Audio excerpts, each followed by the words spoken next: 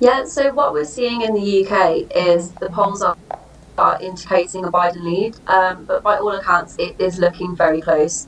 So a few hours ago, the BBC reported that the national polls give Biden the lead, but that it's a closer race within the states that could decide the outcome. So in order to win, as you'll know, the candidate needs 270 of 538 electoral college votes. So this means that the vote could really be decided by the states with the largest number of electoral college votes.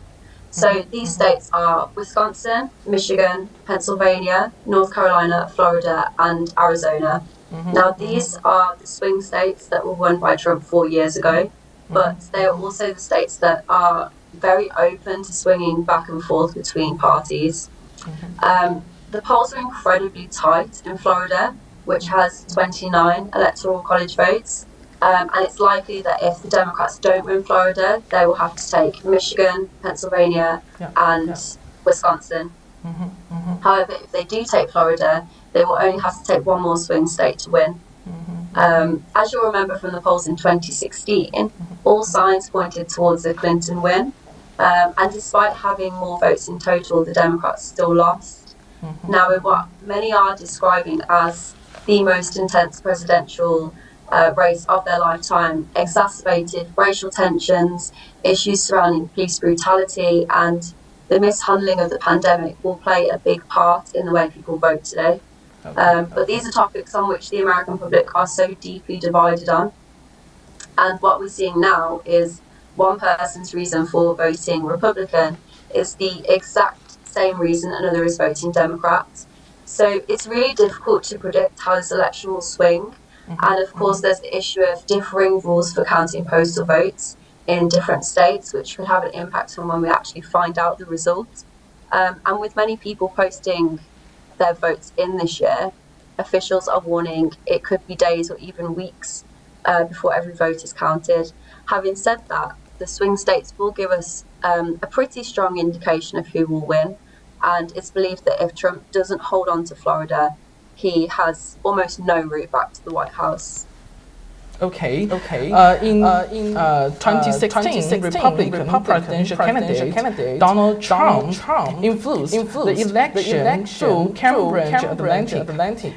And Trump was successfully elected president. In this election, Steve K. Bannon, a former advisor to Trump, and Guo Wengui, a Chinese businessman, posted sexual videos and pictures of Democrat presidential candidate Biden's son, Hunter.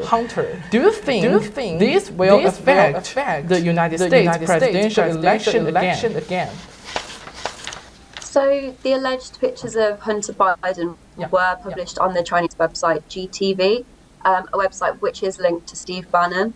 The news follows claims that Hunter's so-called laptop from hell incriminates himself and Joe Biden, including emails suggesting that Joe Biden had in fact met with Hunter's foreign business partners, despite denying so.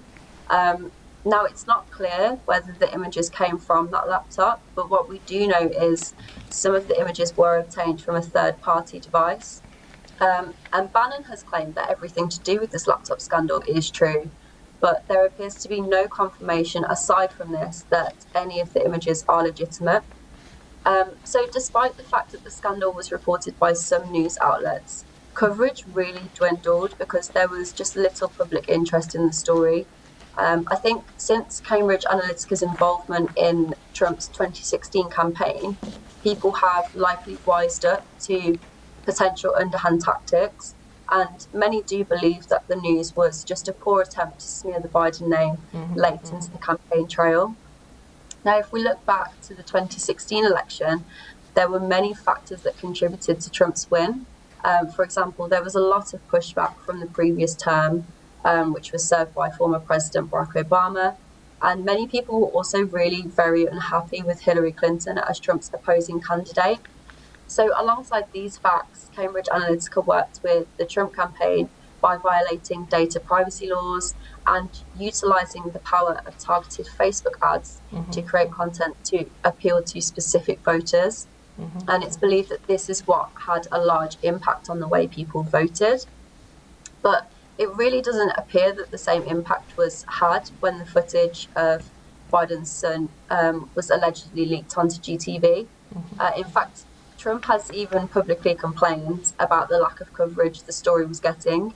Now, this is most likely because all major news outlets have been denied access to any of the documents pertaining to the laptop or the leaked footage. And let's not forget that Trump has seen his fair share of allegations over the last few years, and even more recently. But this has not appeared to deter the majority of his voters. So perhaps there are simply bigger concerns for the American people than the story involving Hunter Biden. I think the fact that over 200,000 people have died because of coronavirus in the US is possibly where their thoughts will be when it comes down to casting their votes today.